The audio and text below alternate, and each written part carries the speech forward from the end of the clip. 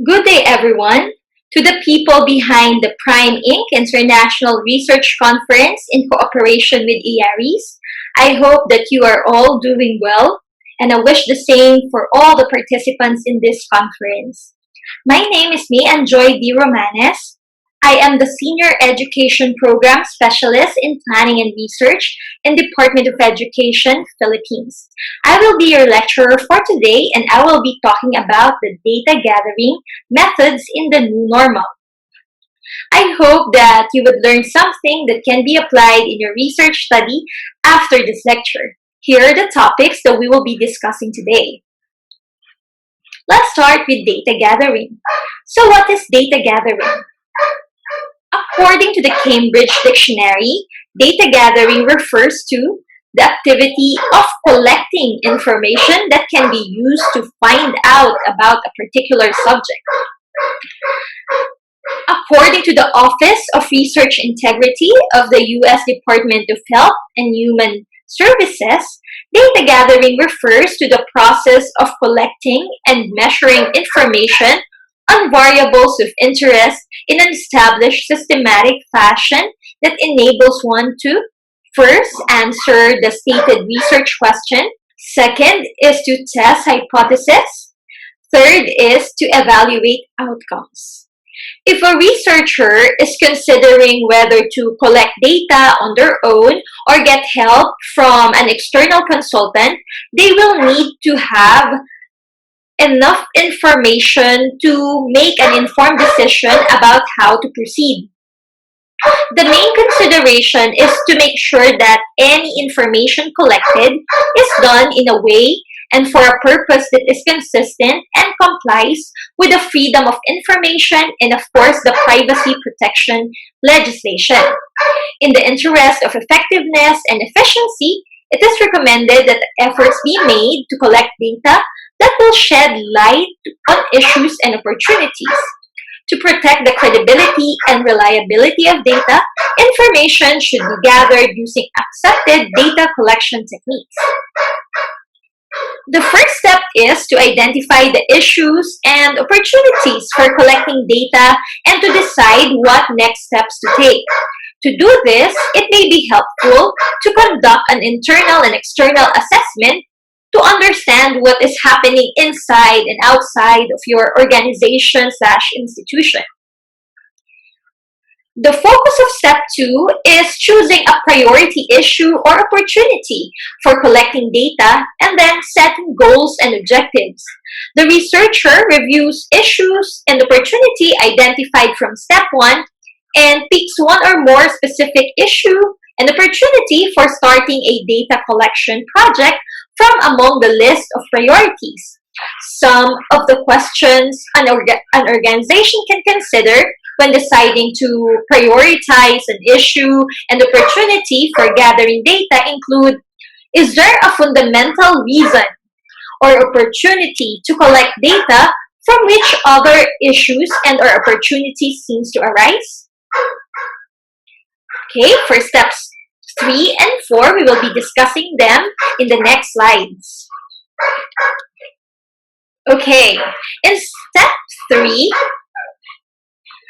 plan an approach and methods, researchers will make a decision about who will be surveyed, how the data will be collected, the sources of data that will be used, and the duration of the data collection project, among other questions.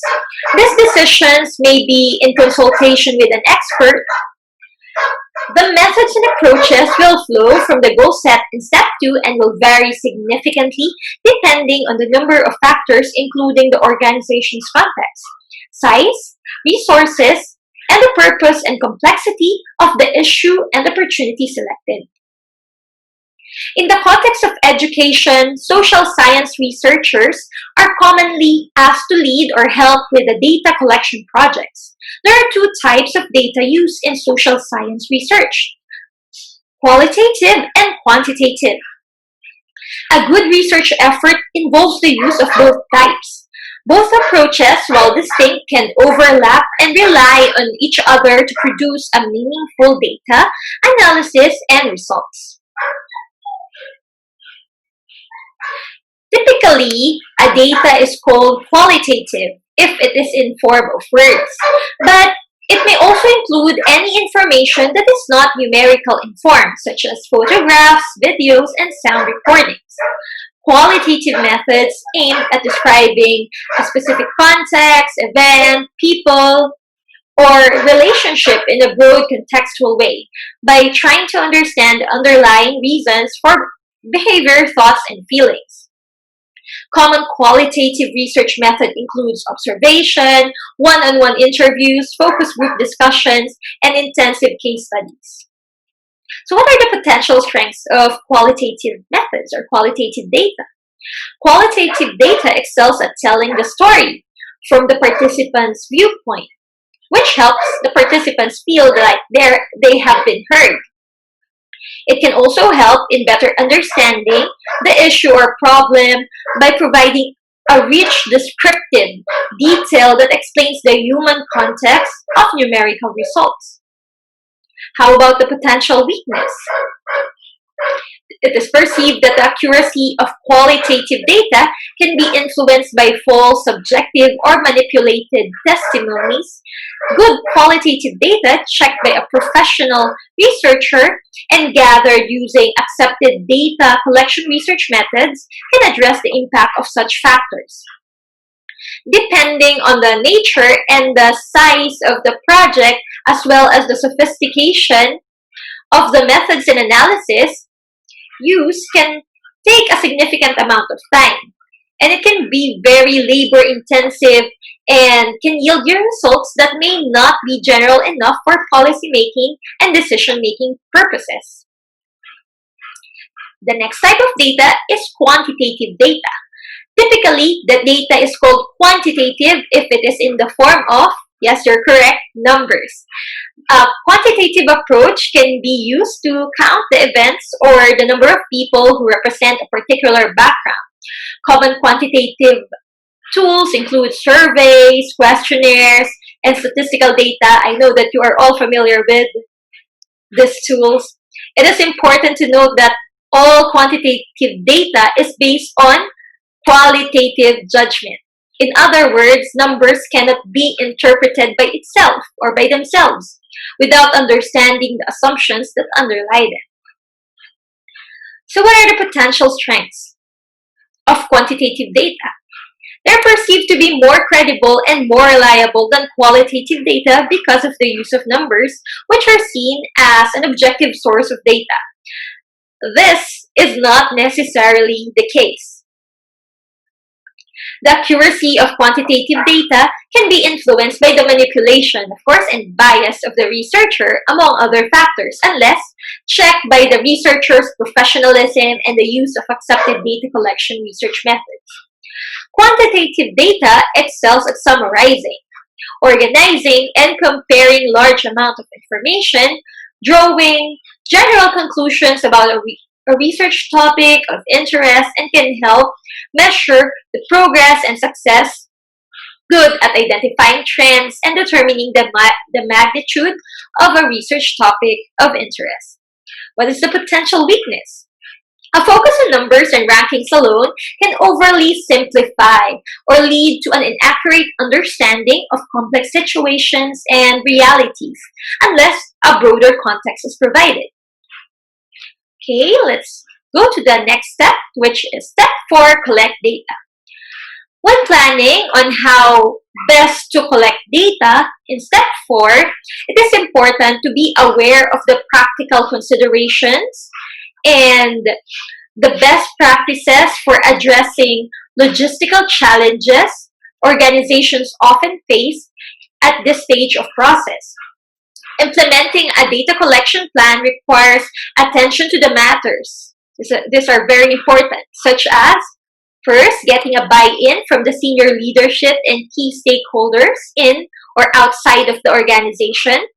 This group could include the board of directors, the management committees, employees, community groups, tenants, customers, clients, and service users. You have to also consider to establish a steering committee or selecting persons to be consulted and be held accountable, of course, for all the major decisions about the data collection process, such as design, logistics, communication, management, coordination, and finances. You also have to determine who will collect the data. Are the experts or the trained personnel the ones to collect the data?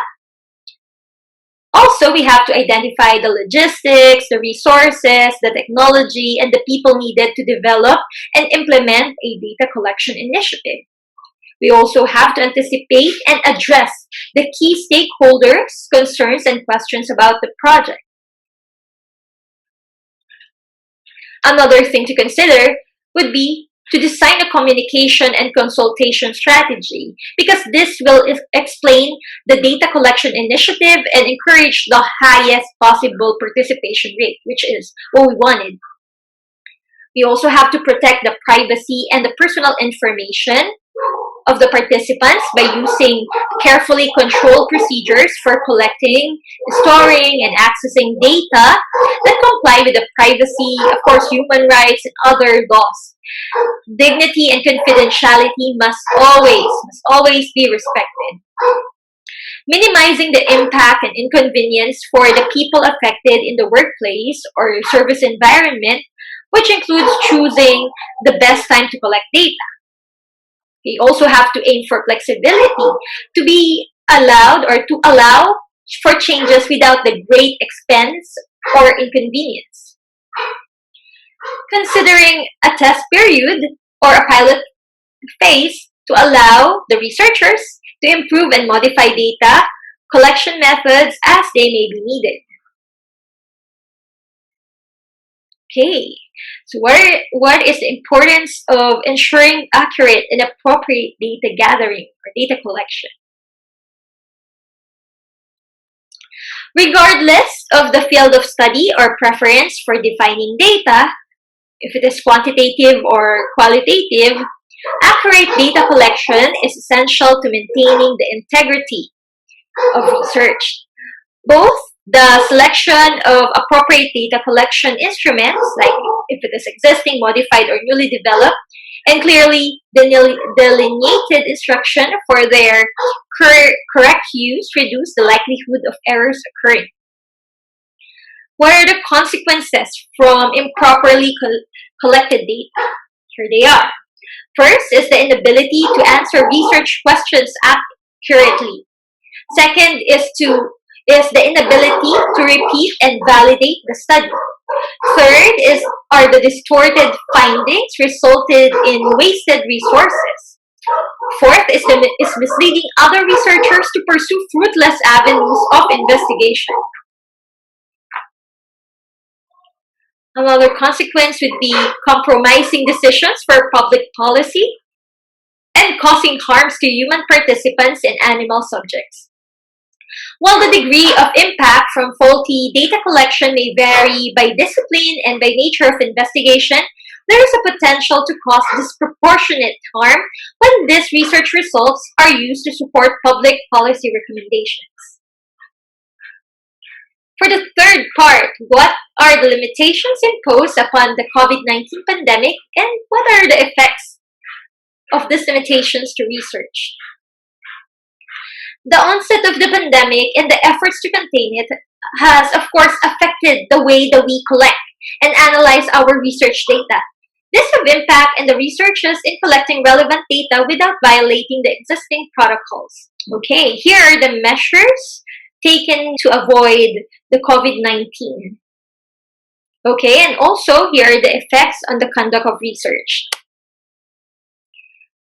Okay, so the first measure taken is to avoid crowded public places. The effect on the conduct of research is that the researchers had only limited options when it comes to data collection methods. The second measure would be to avoid going to work, for example, by working from home. The effect would be the limited personal or more specifically face-to-face contact with the target participants. The third would be to avoid physical contact with tourists. Of course, there would be limited personal face-to-face contact with the target participants especially if the participants are tourists. Okay, another measure taken was to refrain from touching objects in public. Example, using objects to press the elevator buttons and the like.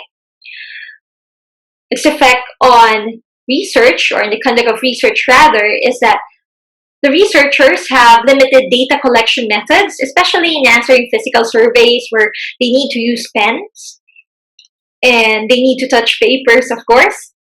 Also, there are problems in securing the physical signatures of the participants. Another measure would be to stop sending the children, especially in the education field, to childcare or school. So, limited face-to-face contact with the target participants, especially if the target participants are the children or the pupils or students. The last identified measure was to wear a face mask when in public places. And if you're doing a qualitative research study, of course, the facial expressions or the nonverbal cues / social cues, it may not be captured. The data on the measures taken to avoid the COVID-19 was from the YouGov's COVID-19 March study based on the interviews of 23,000 US adults aged 18 and above. The survey was conducted online between March 19 to 31, 2020, and all figures have been weighed to be nationally representative. What are the modifications to data collection techniques? How do we carry out the common data collection techniques amidst the pandemic? Okay, for the first data collection method, observation. What is observation? It is a process by which one or more persons observe what is occurring in some real-life situation and they classify and record the pertinent happenings according to some planned scheme. How do we do it in the new normal? We can do it by direct observation in small groups, of course following the IATF guidelines, and also by virtual observation. What are the tools? For online observations, we can use Google Meet, Zoom, Messenger, Skype, email, and other Google apps. Okay. The scheduled length of time for virtual sessions will vary widely as schools and organizations implement their own guidance for virtual instructions. Some programs may have children attend virtual classrooms for 4 to 6 hours, while others may use shorter sessions, particularly for the younger learners. Peachstone recommends that observers follow the observation protocol to the following extent possible. 30-minute cycle, 20 minutes of observing, and then 10 minutes of coding. If the time plan for the visual session does not allow for the full 30-minute cycle, they suggest observing a cycle of at least 10 to 15 minutes. Prior to beginning the observation, the researcher should discuss the schedule with the teacher to determine how long the session will last and establish cycle number and length based on this information. Below are some suggestions of how observation cycles may be completed in a live stream session. So, for 30-minute virtual session, there could be 2 10-minute observation cycles consisting of 10 minutes of observation and 10 minutes of coding. The researcher assigns code for the second cycle after the session ends.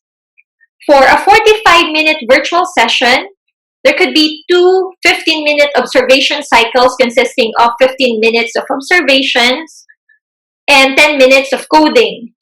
The observer assigns codes, or the researcher rather assigns codes for the second cycle after the session ends. For a 60-minute virtual session, there could be 2 20-minute observation cycles consisting of 20 minutes of observation and 10 minutes of coding.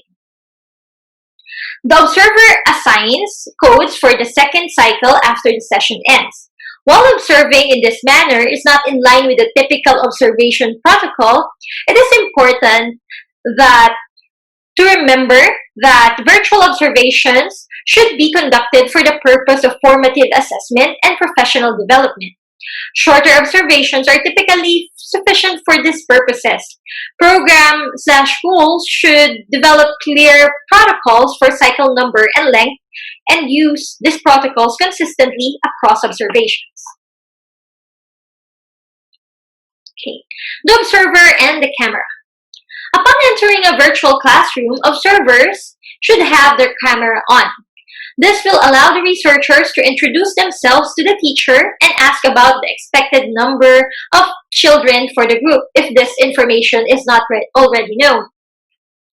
Once introductions have been made, researchers should turn their camera off. This will help observers to observe discreetly without distracting the teacher or the children. Additionally, observers can mute the session while they are coding to reduce reduction for themselves. Live stream observation should be viewed in gallery view, even if not all children are on camera. This helps the researchers get a sense of how many children are talking and engaged. As observers watch the live video stream, their gaze should move across the screen. If virtual sessions are recorded for later review, we recommend that observers request that the sessions be set to gallery view by the person recording. It is possible that some older children will use chat boxes to respond to the teachers' or peers' remarks and questions instead of responding verbally. In this instance, the observer should also monitor the chat box for conversations that may already be happening. Okay, in a typical formal observation, 50% of the expected group of children would have to be present before the observation could begin. However, we recognize the current situation and it's not typical, and therefore it is suggested that researchers should begin observing as long as there is at least one child present. Okay, take note of that. Additionally, it would be ideal for at least 50% of the children to be present, or to be rather visible on camera, but the observers may continue observing as long as the children are audible. If no children are audible, visible, or using tools within the platform that allows them to respond to the teacher, an observer will not be able to code. Teacher-child interactions. Okay. Observing virtually can provide additional challenges due to the presence of other adults and children in the home. In some cases, an adult or an older child may assist with the lesson or technology.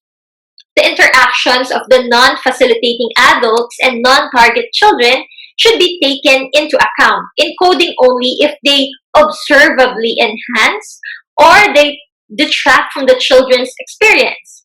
For instance, a parent sitting passively at a child's side would not lower a score for effective facilitation by being uninvolved, but a parent having an audible conversation with the child could affect the score for maximizing the learning time if the children were noticeably distracted.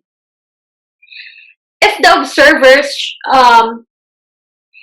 in the circumstance of any suspected abuse or neglect observed at the time of virtual observation, the observers must be knowledgeable enough about the mandated laws and must report the observed behaviors as mandated by the law.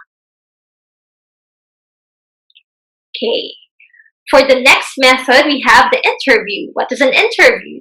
In an interviewee or the subject gives the needed information verbally in a face-to-face relationship. That's the one that is typical.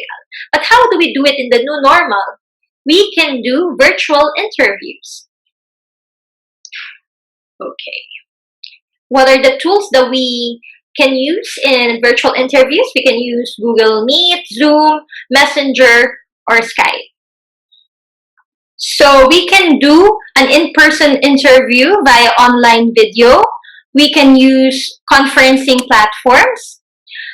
The pros of using conference platforms such as Google Meet or Zoom is that there is an in-depth and, of course, high degree of confidence on the data.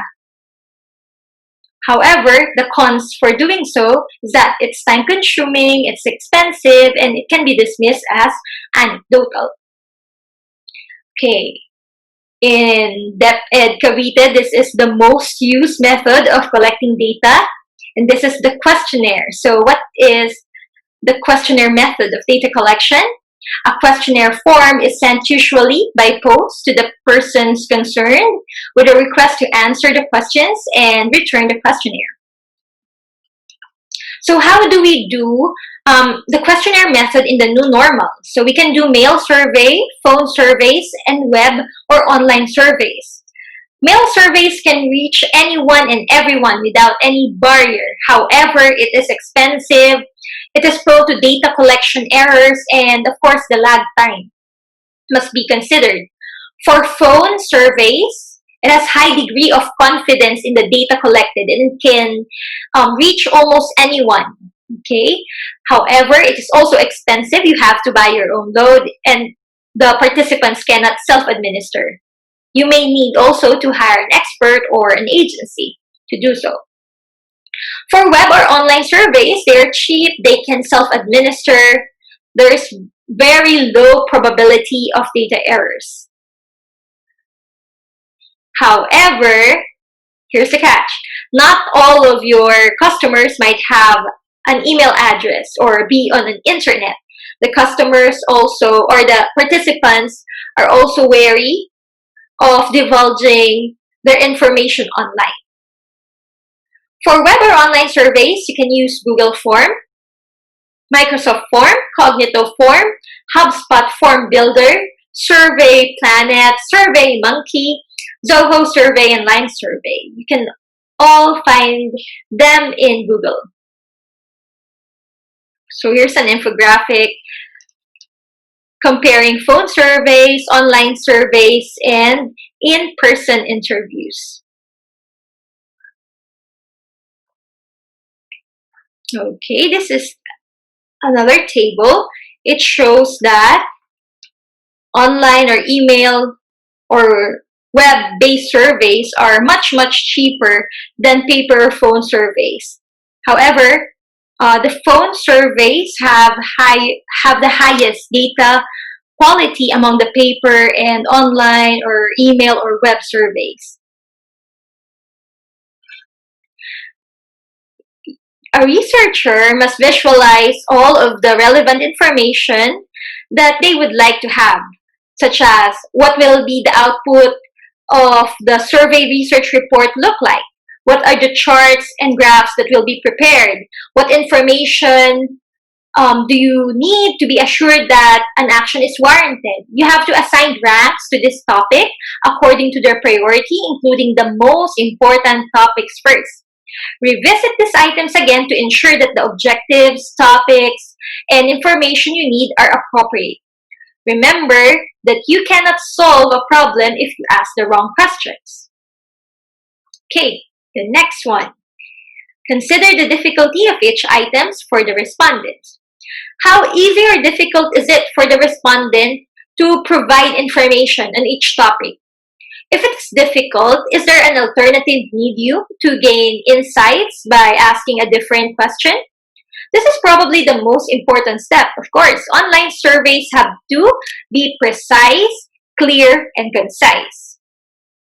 Due to the nature of the internet and of course the fluctuations involved, if your questions are too difficult to understand, the survey dropout rate will be high. Next, okay. Create a sequence for the topics that are unbiased. Okay. Make sure that the questions asked first do not bias the results of the next questions. Sometimes by providing too much information or disclosing the purpose of the study can create bias. Once you have a series of decided topics, you can have a basic structure of the survey. It is always advisable to add an introductory paragraph before the survey to explain the project objective and what is expected of the respondents. It is also sensible that to have a thank you text as well as information about where to find the results of the survey when they are published. Decide the question type according to the requirement of the answers to meet the analysis requirement. Choose from an array of question types such as open-ended questions, dichotomous, multiple choice, rank order, scaled, constant sum, or the ratio scale question. You have to consider an important aspect. Usually, difficult analysis requirements will lead to an exponentially complicated survey design. However, there are a couple of tools available to make life easier, such as page breaks and branching. When we say page breaks, we use it because the attention span of the respondents can be very low when it comes to a long scrolling survey. Add page breaks as whenever possible. Having said that, a single question per page can also hamper the response rate of the respondents as it increases the time to complete the survey as well as increase the chances for dropouts. Next would be branching. Researchers must create smart and effective surveys with the implementation of branching whenever required. Eliminate the use of text such as, if you answered no to question 1, then answer question 4. Because this usually leads to the annoyance among the respondents, which result in increase in survey dropouts. Design online surveys using branching logic so that appropriate questions are automatically routed based on previous responses. In Google Form, we have an option to do that. Okay. Fourth, write the questions. Initially, write a significant number of the survey questions, out of which you can use the one which is best suited for the survey. Do brainstorming. Divide the survey into sections so that the respondents do not get confused seeing a long list of questions. You have to sequence the questions so that they are unbiased. Repeat all of the steps above to find any major holes. Are the questions really answered? Have someone review it for you. Time the length of the survey. A survey should take less than 5 minutes. Okay, it is recommended to have a survey that could be taken less than 5 minutes. At 3 to 4 research questions per minute, you are limited to about 15 questions. 1 open-end text questions counts for 3 multiple choice questions. Most online software tools will record the time taken for the respondents to answer the questions. Read the survey to 20 or more people. Obtain their feedback in detail. What were they unsure about? Did they have the questions? Did they have trouble understanding what you wanted to say? Did they take the point of view not covered in your answers or questions? Include a few open-ended questions that support your survey object. This will be a type of feedback survey. Send an email to the project survey to your test group, then email the feedback survey also after that. This way, you can have your test group provide their opinion about the functionality as well as the usability of your project survey by using feedback survey. Make changes in your questionnaire on the basis of the received feedbacks and send the survey out to all of your respondents. Online surveys have over the course of time evolved into effective alternative to expensive mail or telephone surveys. There are few conditions which need to be met to online surveys, however, that you must be aware of. And if you are trying to survey a sample which represents the target population, please keep in mind that not everyone is online. Moreover, not everyone is receptive to an online survey also. Generally, the demographic segmentation belonging to younger individuals are inclined towards responding to an online survey. Writing these great questions can be considered an art. An art always requires a significant amount of hard work, practice, and help from others. Avoid loaded or leading questions or words. A small change in the content can produce effective results. Words such as could, should, might are all used for almost the same purpose but may produce a 20% difference in agreement to a question. For example, the management could, should, might have shut the factory. So it makes a lot of difference. Intense words such as prohibit or action, which represents control or action, also produce similar results. For example, do you believe that Donald Trump should prohibit insurance companies from raising rates? Sometimes the content is just biased. For instance, you wouldn't want to go to Rodolfo's restaurant for the organization's annual party, would you? So that's an example of a leading question. Okay, avoid having misplaced questions. Questions should always have reference to the intended context. Questions placed out of order without its requirements should be avoided. Generally, a funnel approach should be implemented from generic questions down to more specific questions. Generic questions should serve as a warm-up, and specific ones should follow and towards the end. Demographic and geographic questions should also be included. Okay. Avoid mutually non-overlapping response categories. Multiple choice answers should be mutually unique in order to provide distinct choices. Overlapping answer options frustrate the respondent and make interpretation difficult at best. Also, the question should always be precise. For example, do you like orange juice? This question is vague, which in terms is the liking for orange juice to be rated? Is it in the area of sweetness, texture, price, nutrition, etc.? Also, avoid the use of confusing or unfamiliar words. Asking about industry-related terms such as caloric content, bits, bytes, MBS, and other such terms and acronyms can be confusing for the respondents. Ensure that the audience understand your language level, your terminology, and above all, the questions that you ask. Non-directed questions can give respondents excessive leeway. What suggestions do you have for improving our shoes?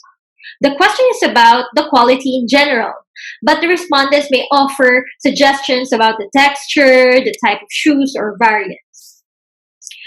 Also, never force questions. There will be always certain questions which cross certain privacy rules. And since privacy is a very, very important issue for most people, this question should either be eliminated from the survey or just keep it as an optional item. Survey questions about income, family income, status, religious, and political beliefs should always be avoided because they are considered to be intruding and the respondents can choose not to answer them. Unbalanced answer options in scales such as Likert and semantic scale may be appropriate for some situations and be biased in others. When analyzing a patterns in eating habits, a study used a quantity scale that made obese people appear in the middle of the scale, with the polar ends reflecting the state where people starve and an irrational amount to consume. There are cases where we usually would not expect poor service, such as hospitals. Now, for the questions which cover 2 points. What is the fastest and the most convenient ISP for your location? The fastest ISP would be expensive and the less expensive one would most likely to be slow. To understand both factors, 2 separate questions should be asked. So these are similar to what we call double-barreled questions. Dichotomous questions. Dichotomous questions are used in case that you want a distinct answer. For example, yes, no, male or female. In some cases, dichotomous questions can be applied, but in some, there can be an answer which is in between. So try to avoid dichotomous questions in situations like that. Next, avoid the use of long questions. The use of long questions will definitely increase the time taken for the completion, which will generally lead to an increase in the survey dropout rate. Multiple choice questions are the longest and the most complex, and open-ended questions are the shortest and the easiest to answer. For the last but not least data collection method that we will be discussing for today, we have the focus group discussion. It brings a carefully chosen group together for a moderated discussion about a specific subject. How to do it in the new normal? We can do virtual FGD through Google Hangouts, Adobe Connect, or Zoom. Virtual focus group discussions can be conducted in real time, that is synchronous, or over a longer period at the convenience of the participants, that is called asynchronous.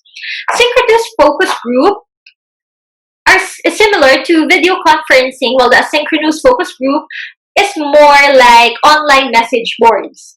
We will focus on the synchronous focus group. Here are the considerations in virtual synchronous FGD. First, it requires access to technology such as computer or tablet with an internet connection. The lack of technology, or the lack of access to technology rather, could have an important implications for diversity, equity, and inclusion. Second, technical skills are required by the moderator. Technical problems can have negative effects. Third, advanced preparation time by the participants is needed. In some cases, the participants may need to familiarize themselves with the technology before the discussion begins. Fourth, it is more difficult to read social cues during virtual FGDs. In addition to having a framed view of each participant, it can be more difficult to scan across the group. For the fifth one, it is less sensitive to social desirability factors like online options such as polls, turning off cameras, and so on can promote openness among the participants. The recordings and the transcriptions are available, and the sound quality are likely better in virtual settings because they are recorded, provided that the internet connection is stable. Seventh is the cost. It is limited if the technology is already available, so it's cheaper. But it would be expensive if the technology needs to be supplied. So now let's say that you've decided to switch from in-person to virtual synchronous focus group. So now what? What will you do? So here are the research procedures. First, consider any additional risks that the participants might face due to the movement to remote data collection and how to mitigate those risks. Second, consider whether the move to virtual focus groups will exclude any participant. And think of a way how you will mitigate access problems to support inclusivity and reduce selection bias. Third is to submit changes to the study protocols. Your institution or your organizational review board for approval before communicating with the participants. And fourth, very important, obtain consents and releases for recording the virtual focus group. So today we have discussed about the data gathering procedures, its importance in research, the effects of the limitations upon the COVID-19 pandemic to data collection, and how to carry out data collection methods amidst the pandemic. Before I turn you over to our next speaker, I would just like to remind our dear researchers to always abide by the ethics in data collection as mandated in RA 10173, also known as the Philippine Data Privacy Act of 2012. This has been your lecturer for today. May Anjoy D. Romanes, signing off.